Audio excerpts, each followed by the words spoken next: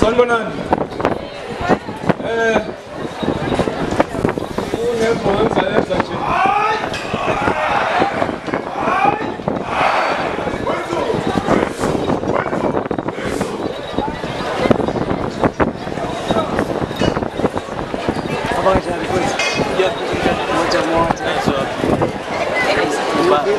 Ngiyafika nje manje ubani ungena Ngathi ngibonge uhambe ngisawushaya. ngisho lo ungenayo nje lona ubani inkosi Oh, kusho ukuthi siyazi insizwa zamanje angizibelula kuwo. Zakujima nje washila nongayi. Kusho ukuthi ngiza indlela yokwashayela kudala. Intombi wayikhuzela hayi lendlela manje. Insizwa zamanje sezijimani sevele nje intombi mazeshela zibambe. Futhi sengifundisa sengenza ngendlela yakudala. Mawuyibongela intokazi kumbe uyithakazela kumbe uyikhuzela. Ntokazi yasemabudeni. Ngithi ntokazi yasemabudeni. Eqaleni kwamakhelwane.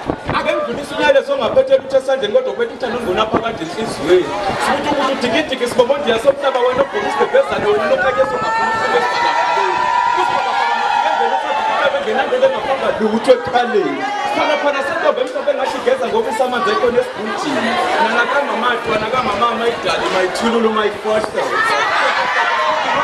unoswiti lo mkhuhlane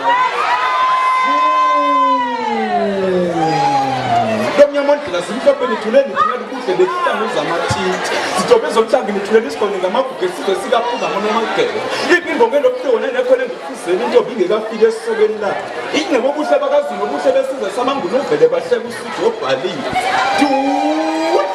intombi ayinamabele yokayini kodwa ngokomnyamazana sikhona thina somthina bakagombela kwesisathu intombi ehle kumazantombi muhle kwensinga izabusu namehlo nenhlobo engathi honeymoon ledatha ntofotofu ngathi amagwinya ephulandi ngekhona encane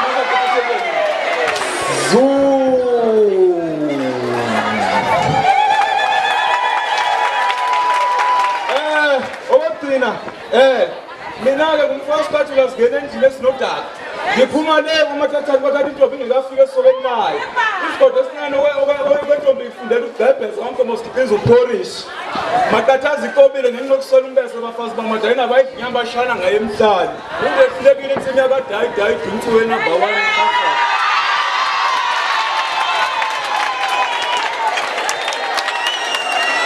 siyabonga kakhulu lapho.